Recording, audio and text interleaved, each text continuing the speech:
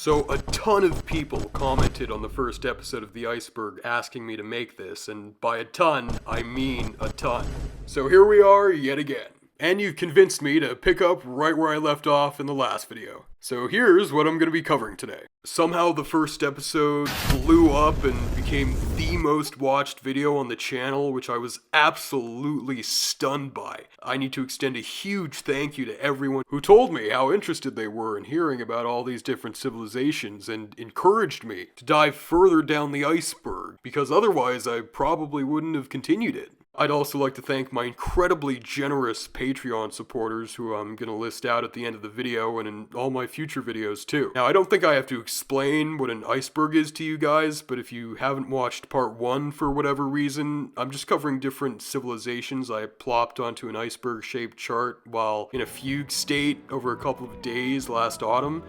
The deeper they are, the more forgotten or obscure I deem them, but other than that, they aren't in any real particular order. I tried to make the coverage of these more obscure civilizations way more comprehensive than what was in the first episode by using as many sources as possible, most being academic, and just covering them in way more detail, generally. In all, I've written 52 pages of notes and a 37-page script, so that's why this has taken so long to release. Obviously, the end result's pretty long, so feel free to skip around the timestamps to see what interests you. It's just that when there's less information about a civilization, I feel compelled to cover more about it. I'm also going to release all my notes and the script on my Patreon to my patrons, so if you're somehow into that, give it a follow. It's also where I regularly post updates on all the progress of my videos. I've hopefully left all the links to these sources in the description under the names of their related civilizations. So now that you know why it's taken so long to make, let's get on with the show. I hope you enjoy. Axum. Axum was a powerful kingdom/empire centered around the city of Axum in the Tigray region of northern Ethiopia that existed between 150 BC and the 10th century AD. It was preceded by a mysterious kingdom known as Dumut. They're most famous for creating these enormous stone stelae, also known as memorial obelisks, at Axum itself in the 3rd and 4th centuries, just as the kingdom was transitioning to Christianity. The highest one, now toppled unfortunately, once stood at an amazing 97 feet. So the kingdom ditched polytheism and embraced Christianity in the 4th century under one of their greatest kings, Izana, who was tutored as a boy by a freed slave and Christian from the Roman Empire named Frumentius, who went on to become the first bishop of Axum and was made a saint. Izana was also the guy responsible for conquering Meroe, by the way, which we mentioned in the last video, as detailed on the impressive trilingual Izana stone. They used 3 scripts: Ge'ez, which is still the liturgical language of Ethiopia, Sabaic from southern Arabia, and Greek. The kingdom even conquered parts of southern Arabia, specifically the kingdom of Himyar, first in the 3rd century and again under King Caleb, later known as Saint Elisban, in the 6th, which led to 2 wars between the Axumites and the Persians over control of the region, which has to be one of the craziest crossovers in history. Axum also issued magnificent gold coins found as far away as India because it was an important stop on the international trade routes of the time, being right next to the Red Sea, of course. But with the rise of the Persians, and more significantly Islam, the Axumites lost their economic dominance in the Red Sea and sank into a dark age. They stopped minting coins, and they were apparently ravaged by a supposedly Jewish queen named Gudit, until eventually they were replaced by the Zagwe dynasty. The Solomonic dynasty, which replaced the Zagwe dynasty eventually, claimed descent from the last Axumite king, as well as King Solomon and the Queen of Sheba. And Ethiopian emperors continued to be proclaimed emperor at St. Mary of Zion Cathedral in Axum.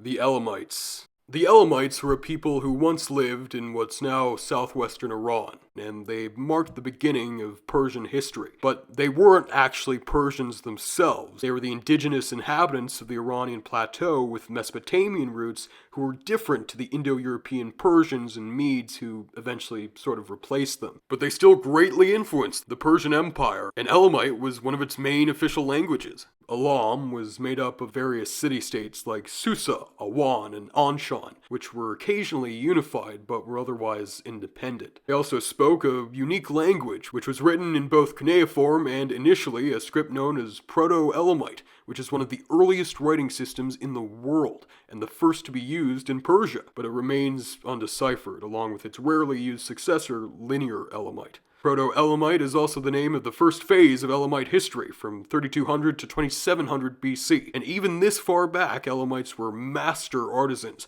who created exceptional works of art, like this, the Gwenol Lioness, auctioned off to a private collector for $57.2 million back in 2007, making it one of the most expensive sculptures ever sold. But Elam had a pretty rough time during the succeeding Old Elamite period because it was conquered by the Sumerian city of Kish and the Akkadian Empire until finally being unified under one king named Puzur-Inshushinak, who conquered little bits of Mesopotamia, and then immediately after he died, his empire fell to shit and it was conquered by the third dynasty of Ur. But my guy Puzur probably stopped rolling in his grave a century later when the Elamites brought an end to the third dynasty of Ur by sacking, well, Ur. Now we enter the Middle Elamite period from 1500 to 1100 BC. Amazingly, a somewhat intact royal tomb from the beginning of the period, the 15th century BC, was accidentally discovered in 1965 at a site called Haf Tepe. It contained a king named Tepti Ahar, who built and ruled a small kingdom from Haf Tepe, which was once a magnificent ceremonial city named Kabnak. That's because Susa's power had waned, and Elam as a whole was divided and weak. And in addition to his own body, his tomb was crammed full of the skeletons of guards and servants and wives of his who were sacrificed in order to join him in the afterlife. Tepti Ahar also ordered that living servant girls were to sleep in his tomb to accompany his corpse and that they should wear tight dresses so they wouldn't be able to steal any of his treasure. Susa later became the capital again, but in the middle of the 13th century BC, a king by the name of Untash Anpirisha built another ceremonial city outside Susa, now called Choga Zanbil, which has one of the only ziggurats outside of Mesopotamia. And then in the 12th century BC, the Elamite Empire formed under the so-called Shatruchid dynasty, who took revenge on the Kassite Babylonians for invading Elam a bunch of times by sacking Babylon and taking the famous law code of Hammurabi back to Susa as a trophy, before the Babylonians, of course, fucked them up all over again. In the Neo-Elamite period, the final period of Elamite civilization, they tried to go up against the Assyrians with disastrous consequences, and Ashurbanipal of Assyria devastated the region and sacked Susa. But just like all the other times they were conquered, the Elamites got their revenge by helping topple the Neo-Assyrian Empire at the end of the 7th century. But around the same time, the Medes, under their king Cyaxares, took over to form the Median Empire, which was itself overthrown by the Persian king Cyrus the Great in 550 BC. After forming a core part of the Persian Empire for centuries, the last independent Elamite kingdom, Elamites, actually emerged in 147 BC as the Greek Seleucid Empire was falling apart, and it lasted until the early 3rd century AD as a troublesome Parthian vassal, until of course the Sassanids just wiped them out. Oh, also, I can't not mention the amazing rock-cut reliefs they left at Eshkaf de Salman and Ku El Farah. Gunung Padang. Gunung Padang is an impressive archaeological site on a hill on the Indonesian island of Java, constructed out of countless naturally occurring volcanic stones. Just think of the Giant's Causeway in Ireland. It's organized into 5 terraces along an axis, which gradually gets smaller the higher they are. Gunung Padang's existence was first published in 1891 by a Dutch guy, but it languished in obscurity until the 70s and 80s when it was rediscovered by locals. But it hasn't been attributed to any named civilization, it's just its own thing, you know? Though there are actually lots of similar, lesser-known megalithic sites around Java, like Kandi Selokelir, a site on Gunung Argopura, Gentong Groa on Gunung Arjuno, and Pugung Raharjo in southern Sumatra. Some have even theorized that it's connected to Polynesian marae structures, but that's quite a long shot. And no one really knows exactly what it was, but the locals think that it's connected to a legendary medieval Sunda king named Silawangi, and that it's either the result of his attempt at building a palace in just one night, or that it's where he went to meditate. And at about the same time, in the broader late Majapahit Empire, Javanese animism was making a resurgence, and the number of mountaintop and mountain-shaped pyramidal temples associated with ascetics began to increase, because mountains have always been a really important element of Javanese animism. Some other examples include Candi Sukuh and Candi Setho, so Gunung Padang might be connected to all that. But no one really knows when it was made. Other estimates range from 500 BC to 1000 AD, sometime during the Indo-Malayan Iron to Bronze Bronze Age, and pottery reportedly found there by the Indonesian government indicates that it might even date back to the beginning of the 1st century AD.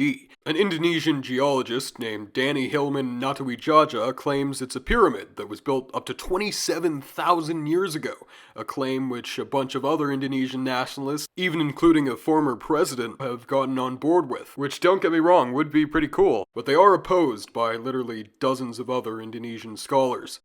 The Yamnaya. The Yamnaya, or Yamna, were nomadic pastoralists who lived across the Pontic steppe north of the Black Sea, roughly between 3600 and 2200 BC, spanning the late Copper Age and early Bronze Age. They didn't leave us as many monuments or works of art as the other civilizations on this list, but nonetheless, they're still incredibly significant because of their genetic legacy. That's because the Yamnaya were the progenitors of most Indo-Europeans and the Indo-European language families, so a huge chunk of the world's population and its languages wouldn't exist without them. They originated from the Copper Age Kovalinsk culture of the Middle Volga and the contemporary Sredny Stog culture of the Middle Dnieper further west. By adopting wheeled wagons, horses, and a very protein-rich diet, the Yamnaya were able to herd their animals, mainly cattle, across the inhospitable steppe without needing to cluster around river valleys, and it's this mobility of theirs that allowed them to spread out across an enormous area of steppe, from Hungary to east of the Urals. They were also partially sedentary and even built stone fortresses like the one at Mikhailovka in Ukraine. So just as a side note, a lot of the protein they were consuming was dairy, because the Yamnaya were some of the first people to defy our built-in lactose intolerance by drinking milk. And the gains they got from their diet, which is visible in their very bones, show that they were noticeably more robust than the early European farmers they and their descendants largely replaced. And as shown by recent studies of their bone morphology, they were also some of the first people to ride horses, which they also, of course, used for their milk. As different groups of hunter-gatherers began ditching their old ways and adopting this cattle-herding lifestyle, a homogeneous Yamnaya funerary tradition began to emerge, which entailed burying their dead in pits and covering them in red ochre. Leaders had big burial mounds called kurgans built over their graves, like for example at the site of Zunda Tolga. These burial pits are the reason why they're called the Yamnaya, because it's a Russian term referring to pits. These pits were also sometimes covered with life-sized anthropomorphic stelae, which were reused or copied from the somewhat older Kemi-Oba culture, who might themselves be identifiable with the earliest Indo-Europeans. But either way, they built hundreds of these life-size stelae, possibly depicting kings or gods, for use in their big ritual sanctuaries, which are actually pretty cool. I mean, if I'd known about them earlier, I'd definitely put them somewhere on the list. Returning back to the Yamnaya, they also placed some pretty interesting prestige goods in these kurgans, like weapons made of both bronze and stone, dark green porphyrite maces from the Caucasus, hammer-shaped pins made of bones, and bronze figurines. These individual burials are in sharp contrast to earlier communal ones, and they obviously required mustering up a big labor force, so their existence suggests that Yamna's society was somewhat stratified. But gradually the steppe became more arid, and their pastures were exhausted by overexploitation, so in order to keep their cattle fed, they had to spread out, quite literally in search of greener pastures, and in doing so, they gave rise to other cultures in the next level, which I'll cover in way more depth, like the Beaker culture in the west and the Sintashta culture in the east. But in the Pontic steppe itself, they were succeeded by the related catacomb culture. Hallstat culture. The Hallstat culture was a precursor of the Celts, which straddled the late Bronze and early Iron Ages, occupying a big chunk of Western and Central Europe between 800 and 450 BC, roughly. It's named after the quaint little Austrian village of Hallstatt because they left a huge salt mine and over 1,000 burials there. Stuff that otherwise would have disappeared long ago was preserved in the salt mine, including the oldest wooden staircase in the world in this backpack. They were also amazing metalworkers. Just look at these shoes or this bronze cult wagon thing called the Stretweg cult wagon, which depicts all these guys and animals surrounding a big nude female for some reason, and it was possibly influenced by contemporary geometric Greek art. And they made a real impact on the landscape they lived in by building big astronomically aligned burial mounds, like at Glauberg. And like any good civilization, it suddenly collapsed for reasons we don't fully understand. The people moved west, people stopped building big-ass burial mounds filled with treasure, like the graves at Vix and Hochdorf, and its biggest proto-urban settlements, like Huneberg, were just deserted. Oh, and also, they created the oldest life-size statue north of the Alps, the so-called Warrior of Hirschlanden, which was found at a burial barrow in southwest Germany. And it's now in Stuttgart. Also, in northern Italy and Slovenia, they decorated little bucket-like objects called situli with quaint little narratives, which I really like. Bell beakers. The bell beaker culture of the early Bronze Age is defined by their obsession with a type of decorated pot referred to as bell beakers, who'd have guessed. They were ultimately descended from the Yamnaya and spread their steppe DNA all across Western and Central Europe in the latter half of the 3rd millennium BC, with important consequences still evident in the DNA of everyone of Western European descent. And they almost entirely replaced the DNA of earlier Neolithic populations with DNA from the steppes. But it's a bit more complicated than that. I went way overboard when looking into these guys because I think they're pretty interesting, so bear with me. This is going to be a pretty long entry. There are two main theories about where they came from. Number one, that they came from Iberia, specifically the estuary of the Tagus River, where modern Lisbon is, because that's where the earliest bell beakers have been found, which date to around 2750 BC, and there are some nice early sites there, like the Castro of El Zambujal. And number two, that they came from somewhere in the lower Rhineland in the Netherlands. But even if they originated in Iberia, at some point they reached the edge of the Yamnaya-descended corded ware culture around the Rhine, and even got as far as the Vistula, and mixed with them, at the very least. In fact, the earliest bell beaker people from Bohemia were genetically similar to corded ware people, and to such an extent that there had to be some sort of genetic continuity between them. Later, Bohemian bell beaker boys had more Middle Neolithic ancestry, so ultimately they were a mix between steppe peoples and Neolithic locals. In general, the corded ware folk were 75% from the steppes, and the beaker folk were 50% from the steppes, though with all the mixing, the further west and south they got, the less steppe DNA they had. They also spread to places as far as Sardinia, Sicily, and even North Africa. But most famously, they ushered in the Bronze Age for Britain, and the end of all its big-ass Stone Age monuments. At first, they were thought to be invaders, but some damn hippies in the 60s were like, actually, they were probably just a cult, or bell beakers were trendy prestige goods Stone Age guys consumed, but it turns out they were 100% wrong. A recent 2018 genetic study showed that 90% of the Neolithic farmers' gene pool in the UK was just replaced, extinguished, just poof, gone. So the beaker folk almost entirely wiped out the old Neolithic population starting around 2450 BC. They probably came from the Rhine because the people in Britain had similar genes to the guys there with hella steppe DNA. So inside every Englishman there's a little tiny murderous Dutchman. No one knows what exactly happened. It could have been the result of insane assimilation, a straight up genocide, or even a centuries-long plague. In Iberia, a comparatively minute 40% of the gene pool of the population was replaced by steppe ancestry, but even still, all the old Y chromosome male lines went extinct.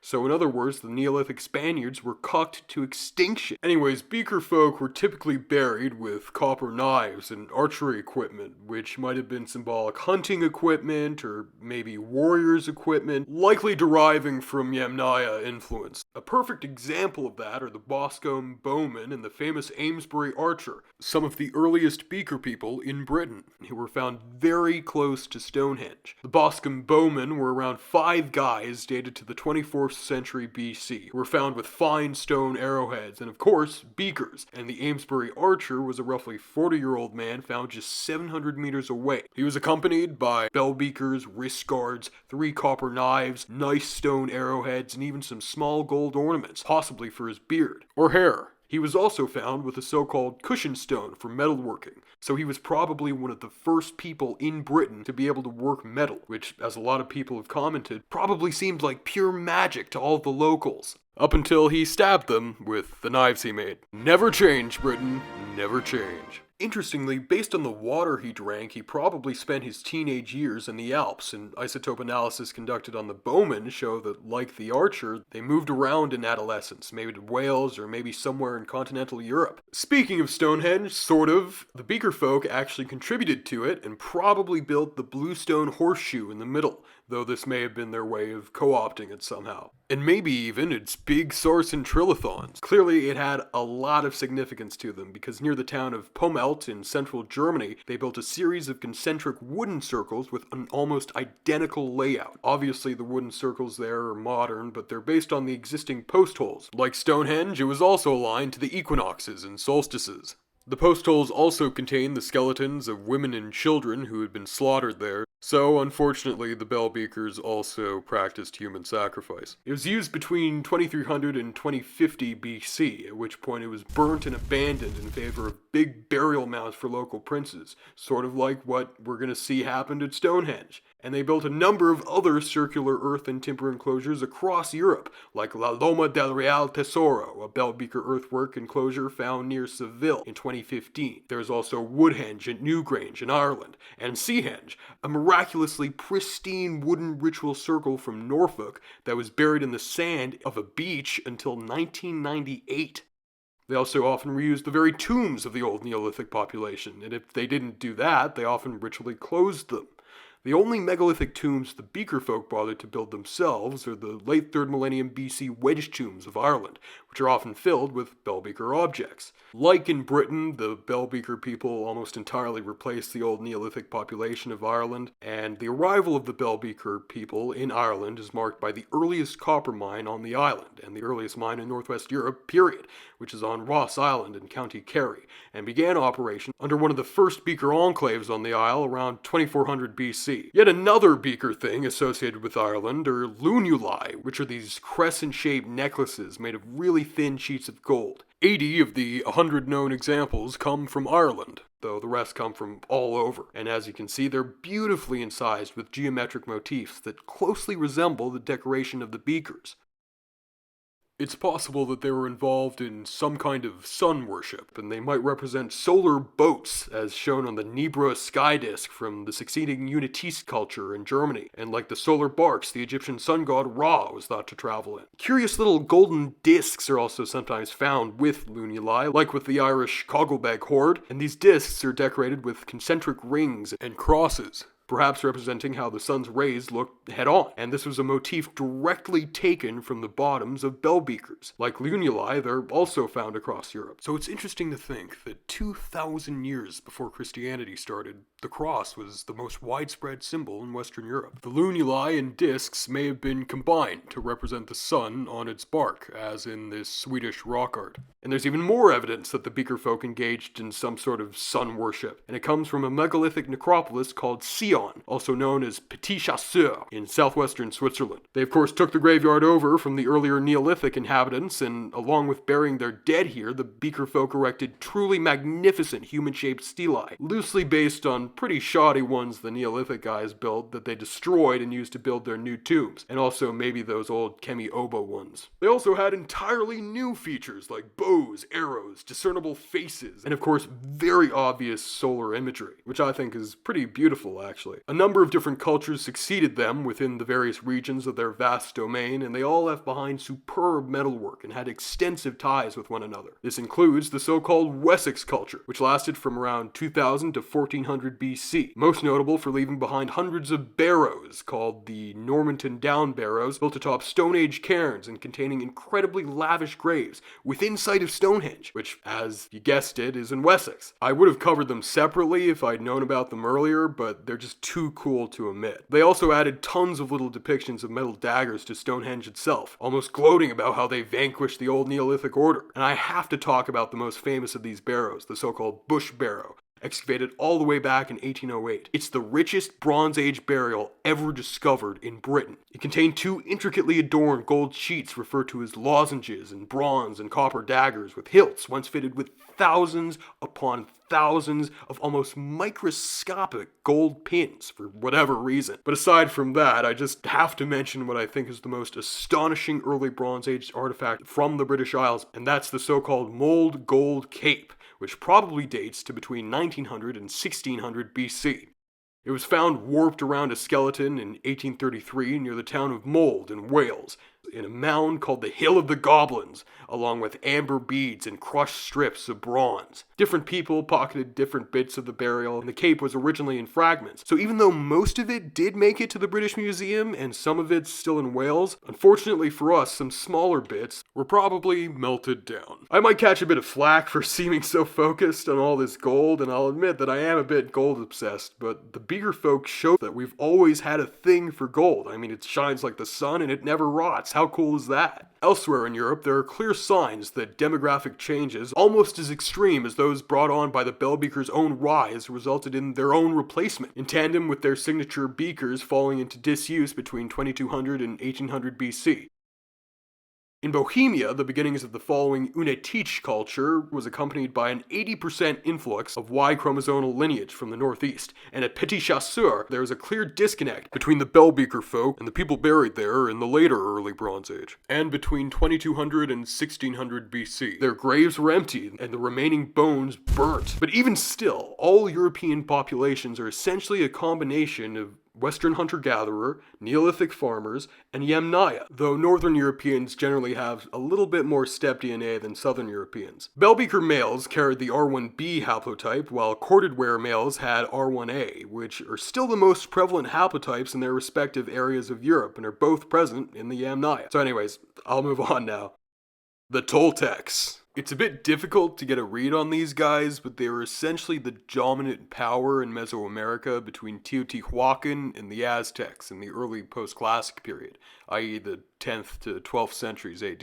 They didn't really leave any written records, so all our info about them comes from post-conquest texts and modern archaeology, so their exact history and the list of kings they had differ from source to source. But the most well-known ruler they produced was a priest king named Topiltzin, who also went by the name Quetzalcoatl, which is also the name of the feathered serpent god he's sometimes identified with. He supposedly forbade human sacrifice, but after getting into a little spat with another guy named after and associated with a more bloodthirsty god named Tezcatlipoca, he was forced to flee to the Gulf Coast. This is happening in central Mexico, by the way. After that, he either burnt himself alive or sailed off into the sea. So one of the two stories is definitely wrong. And it's popularly thought that when Cortez came on the scene in the 16th century, the leader of the Aztecs, Moctezuma, became convinced that he was actually Quetzalcoatl, because Quetzalcoatl was supposedly pale-faced and bearded, like a Spaniard, but that's probably a myth made up by Cortez himself and Franciscan friars. The Aztecs really, and I mean really, looked up to the Toltecs. They thought that they were the best at everything possible, and that they were even physically larger than them, which sort of reminds me of how the Greeks in the classical period viewed the heroes of the heroic age. The Aztecs also thought that they grew rainbow-colored corn for some reason. In fact, the first Aztec emperor, or Tlatoani, a guy called Apamapictli, was chosen to rule explicitly because he was thought to be descended from the old Toltec royal house. The Aztecs identified the Toltec capital as a place called Tolan, which is a title given to many large cities, but it probably refers to the archaeological site of Tula in Hidalgo, just northwest of Mexico City. Interestingly, the site's main ceremonial center, Tula Grande, has a layout that probably emulates Teotihuacan's, complete with similar apartments, and even if you're not familiar with the site, you've probably seen these columns in the shape of warriors with butterflies on their chests, which are on top of what's called Pyramid B, or the Temple of Quetzalcoatl. And even though the Aztecs looted a ton of art from the site because of how much they admired the Toltecs, a lot of other cool stuff was found there as well. But there's another, far larger and far more impressive site that's associated with the Toltecs, and that's the uber-famous site of Chichen Itza in the Yucatan. The site was purely Maya at one point. At the southern edge of the site, called Old Chichen, there are some amazing buildings in the local Maya Puc style,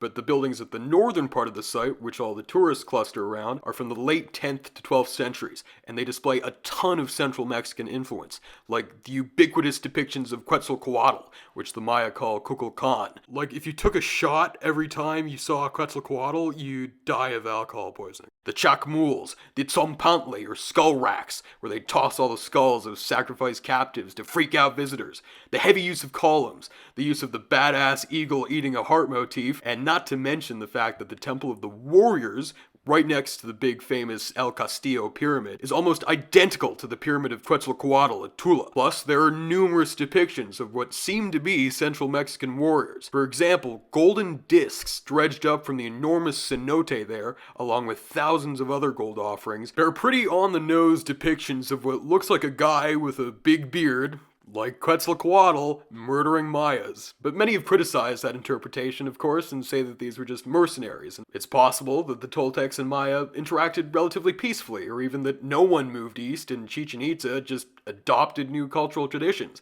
that were part of what's referred to as the international style, which was really in vogue in Mexico at the time. But the later colonial Yucatec account, known as the Chilam Balam of Chumayel, does record how Quetzalcoatl and later the Mexicanized Putun Itza Maya of the Gulf Coast did invade Chichen Itza. Partially because of this, it was traditionally thought that the Toltecs formed a huge empire spanning across Mesoamerica, but Tula is a bit small for an imperial capital, so some have suggested that it was actually just a small yet influential kingdom, or that the guys from Chichen Itza conquered Tula and not the other way around. And as I mentioned before, it's possible that these different people just adopted the so-called international style as culture became more homogenized. But who knows, the Toltecs' exact place in history is still up for debate. But there's also yet another major site associated with the Toltecs that I wasn't aware of prior to making this video, and it's called El Cerrito in Querétaro. It features a massive pyramid, very similar to the famous El Castillo in Chichen Itza, that was totally overgrown and even assumed to be a hill, which is why it's called El Cerrito, meaning the hill. In fact, the thing at the top isn't a temple, it's a house the old landlords built. Quite a place for a house, eh? Amazingly, El Cerrito is actually older than Tula and Chichen Itza, and along with the city of Xochicalco and Morelos, may have heavily influenced both of them. Anyways, both Tula and Chichen Itza were abandoned between 1150 and 1200 as a result of violent conflict, and in the Yucatan's case, power shifted to the site of Mayapan, which is a much smaller copy of Chichen Itza, which actually became the namesake of the Maya. The Jomon. The Jomon were an incredibly long-lived culture, which began around 10,500 BC, or even earlier, around 13,000 BC, when they crossed into Japan from mainland Asia across currently submerged land bridges, and it ended around 300 BC. So it's by far the longest-lasting culture on this iceberg. There were people in Japan before them in the Upper Paleolithic as far back as 38,000 BC, but whether or not they're the Jomon's ancestors remains unclear.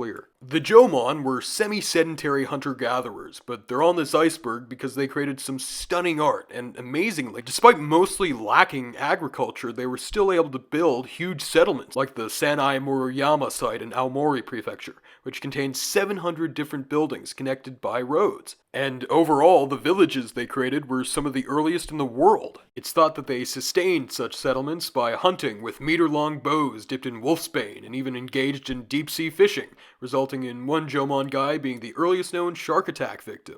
But other than that, there was surprisingly little violence between them. Its high point is a period called the Middle Jomon, which occurred between 2500 and 1500 BC, when the population peaked at 260,000 people, and when they started creating these incredibly extravagant flame pots in Niigata Prefecture, which now grace manhole covers for whatever reason. And speaking of pottery, they happen to be some of the first people in the world to use it, and they may have even independently invented it, along with the bow. Also, around 1000 BC, they developed a type of amulet called the Magatama, which is still found today, and one of which constitutes the 3 sacred treasures of Japan, part of its imperial regalia. They also made these little alien-looking fertility figurines known as dogu, which are possibly meant to represent mother goddesses adorned with tattoos. Here's one on the side of a building for some reason. Around 15,000 of these dogu have been found all across Japan, which sort of makes sense, given that they're approximately as old as the culture itself. The Jomon also made quite a mark on the landscape through building enormous stone circles and earthworks, including the Oyu stone circles in Akita, the Komakino and Omori Katsuyama stone circles in Aomori, and the Kyushu earthwork burial circles and Washinoki stone circle, both in Hokkaido. But the Jomon were eventually replaced by a people known as the Yayoi from mainland Asia to create the modern Japanese.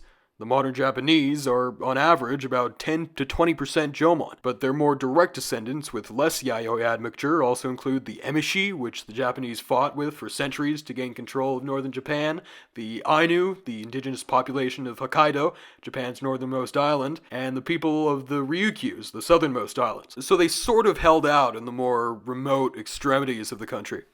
The Yayoi.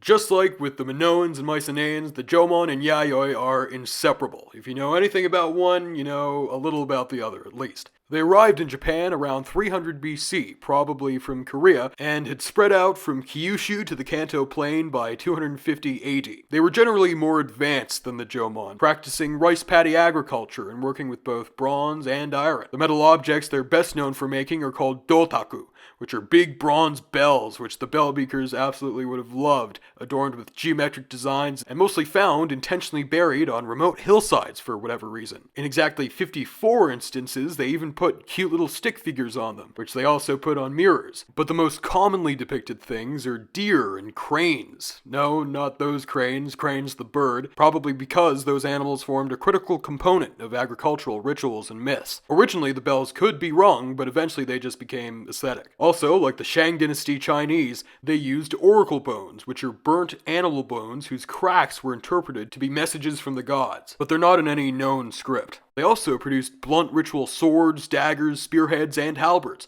even though they actually fought with stone tools a lot of the time, because over time they just became aesthetic ritual objects, like the bells. Their pottery is also strikingly minimalistic compared to what the Jomon produced. They buried people in wooden coffins and in jars, and marked their graves with square mounds, and initially they even built big old megalithic dolmens you'd expect from the Stone Age, which probably originated from Korea. And it's clear that certain graves separated from others, and with more lavish burial goods, are a result of social stratification. The Yayoi period is also when the first discernible political entities began emerging in Japan. A history of the Eastern Han Dynasty from China records that a state called Na in Wa, probably located around Hakata Bay in Kyushu, sent ambassadors to the Chinese emperor, who then gave them a golden seal. Lo and behold, that very seal was discovered on the island of Shikanoshima in Hakata Bay in 1748, and it serves as the earliest written reference to Japan ever made. But according to the same source, it was just one of over 100 different Yayoi states in Japan at the time.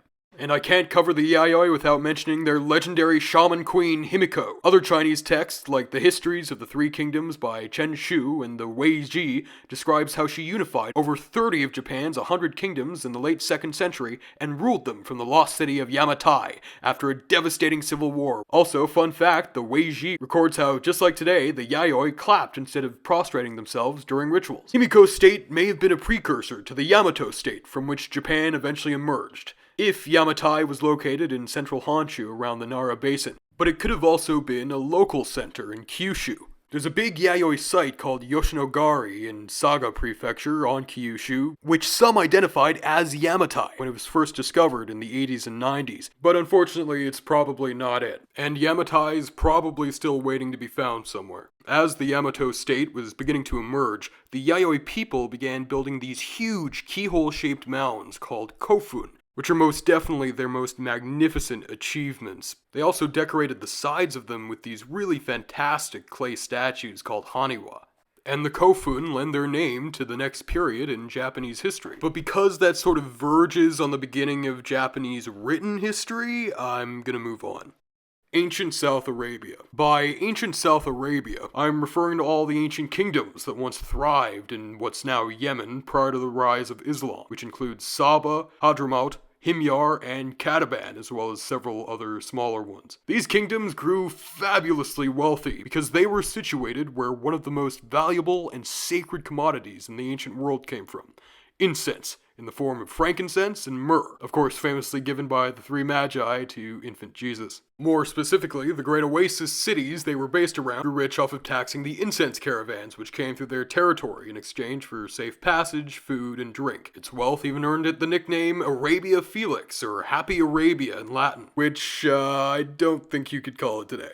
All of these kingdoms used variants of a rather alien-looking alphabetic script without vowels and with its words divided by vertical lines, which is known as the ancient South Arabian script. It was used as early as the late 2nd millennium BC and as late as the 6th century AD. As with our own Latin script, it ultimately evolved from Egyptian hieroglyphs and would go on to evolve into the Ge'ez script of Ethiopia, which you may recall from the section on Axum. See, everything comes around. My favorite of these 4 kingdoms has to be the kingdom of Kataban, which lasted from the 7th century BC to around 50 BC, because I came face to face with an alabaster portrait head from this obscure kingdom in the Seattle Art Museum of all places. What I saw is typical of ancient South Arabian art. Like a lot of their other pieces, it's made of alabaster, and despite showing some influence from the classical world, it's also noticeably unique with its flattened face and giant eye sockets. Kataban's capital was the city of Timna, also known as Tamna, in the Wadi Bayhan. The inscriptions found at the site document the exploits of its kings, known as both Mukaribs, or unifiers, and Maliks, which is still Arabic for king, notably including how they conquered the neighboring Manaeans around 300 BC, and even got to the Red Sea coast. It also minted rather beautiful coins, some of which remarkably bear copies of the owls used on Athenian coinage. But in the 2nd century BC, the Himyarites seceded, and the kingdom began to decline until 50 BC when a catastrophic fire engulfed the city for unknown reasons, and it was left buried under ash and sand for the next 2,000 years, while the kings of Hadramaut took over the area. Kataban remained largely undiscovered until the 50s, when American archaeologist, geologist, paleontologist, and future multi-millionaire oil baron Wendell Phillips gathered up a team to conduct systematic excavations there. In order to do so, they had to drive 400 miles out into the desert from the nearest town, Mukalla. Their discoveries include the Lions of Tamna, bronze lions with little baby aroses on their backs, which are clearly very Hellenistic in style, and might represent how Katabanians thought the sun, the lion, was subservient to their patron god, the moon, represented by Eros. Some other cool discoveries include the city's south gate, and the many magnificent tombs which were found on the slopes of Mount Haid ibn Akil outside the city, which housed exquisitely fashioned memorials for the city's great and good, including the so-called Miriam bust. I'll also quickly cover the other 3 kingdoms I mentioned. Hadramaut was a copper-rich kingdom in the desert just east of Kataban, and its capital was a city named Shabwa, where a 6-story tall palace was reportedly built because, surprisingly, it turns out that Yemen, of all places, actually has the oldest skyscrapers in the world. Another kingdom, Saba, is thought to be the kingdom of Sheba, mentioned in the Bible, most famous for producing the Queen of Sheba. Its primary capital was a place called Marib, where they constructed a huge dam and monumental temples. It was eventually absorbed by Himyar, based around the city of Zafar, and then the modern capital of Yemen, Sana'a. And in that same century, the 3rd century AD, they also absorbed Hadramaut. But successive wars against Axum, which we mentioned earlier, the Persians, and finally even the Muslim Arabs spelled Himyar's end. All in all, South Arabia has been very sparsely excavated compared to other areas of the globe, first because of how physically inaccessible it was, and now because of all the turmoil in the region, which has of course recently escalated, so there's a lot out there that remains to be discovered. So I think that once peace eventually returns to Yemen, some fantastic discoveries are going to be made there. The Iberians. The ancient Iberians lived along the southern and eastern coasts of what's now the Iberian Peninsula, surprise surprise, during the Iron Age. They were heavily influenced by both the Phoenicians, who set up trading colonies like Cadiz and Malaga, mainly in the south of the peninsula, and the Greeks, who established rather isolated trading colonies like Emporion in the northeast. Both of these civilizations were drawn to Iberia because of all the silver and gold in its mines. In fact, if you're interested in all the weird places the Phoenicians traveled to, I highly recommend checking out my friend Sylvain's channel. He did a great video on Hanno the Navigator recently. The link should be above or in the description. The Iberians also built their own cities, like Tavissa, famous for a hoard of silver, Sagunto, which was besieged by Hannibal, triggering the Second Punic War, Lucentum, Cerros de los Santos, a sanctuary where a ton of statues have been found, Ulastret, and A Bastida de les Alcuces, the latter two having some of the best preserved remains from pre-Roman times. Iberian art is basically a combination of Phoenician and archaizing Greek influences, just made to serve the region's native religion. The most famous example of this this is The Lady of Elche, by far the most famous Iberian work of art, which has a hole in its back that was used to contain human ashes at one point. There are actually a bunch of other statues of ladies very similar to her, including the Lady of Baza, also where cremation was once stored, the Lady of Ibiza,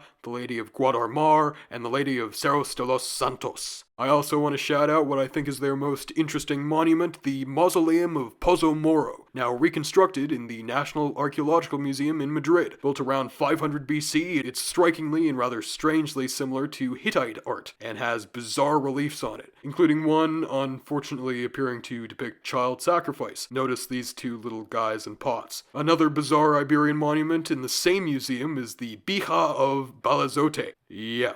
It's a bull with a guy's face on it. Also, Celts coming from across the Pyrenees mixed with the Iberians to form a group creatively known as the Celtiberians, who lived in the north-central part of the peninsula, but I'm not really going to cover them. Curiously, we know that the Iberians spoke a non-Indo-European language because they wrote it down using 3 different scripts based on Phoenician and Greek, leading to people suggesting that they're somehow connected to the Basque, who continue to speak an isolated non-Indo-European language to this day. That seems odd since we've already established that the Bell Beakers largely replaced the old non-Indo-European population of Iberia, but recent genetic studies have shown that the Iberians did still have Indo-European ancestry, and the Basque do too. It's just that they're similar to Iron Age populations that haven't been really affected by all the admixture events that happened afterwards. Think Romans, Visigoths, and Moors. So for some reason, even though they were Indo-European, they just continued to keep the old pre-Indo-European languages, and Rome, of course, eventually became the dominant power in the region after kicking out the Carthaginians during the Second Punic War, which Iberians served in as mercenaries on both sides, especially as cavalry. It still took centuries to subdue all native resistance, though. During those centuries, they used some pretty cool weapons, like the curved falcata sword, and of course, the famous gladius, which has now become synonymous with the Roman army, ironically. And that's the end of the show, for now at least. I'd like to thank all of my esteemed patrons for supporting the channel, starting with Dhruv Singhal, who gave more than anyone else and was one of the first to do so, Booga420, Space Oddity, Bajun, Julia Erickson, Harrison Timperley, Danny Banani, Doc Bossman, Daniel, Kevin Ryan, Ayanami Amamami, Bomb Tombadil, Hugo S., Rose Klein, and Ronnie G. from my Buy Me a Coffee page. Without you all, I wouldn't be able to make my videos, so thank you so much for your generosity. As you may have noticed at the beginning of the video, I only included 11 of the 24 civilizations I originally intended to cover in this video, and that's because it was just taking too damn long to make it. So to ensure that I'd be able to upload this month, as I promised many times, I decided to end it off with the Iberian. But I'm still going to continue with the Iceberg, of course. I can't put all my research to waste, after all. I've also been thinking of maybe making another one, though. And I think I've narrowed down the subject to between 3 things: forgotten kingdoms and empires, obscure and forgotten wars, or mad monarchs and tyrants from throughout history. Tell me which one of those you'd most like to see turned into an iceberg, and I'll do it. Whichever one of those ideas has the most support is what I'll turn into the next Iceberg series. I'll make it into a poll in the community section, so make sure to vote. And as always, subscribe to stay tuned.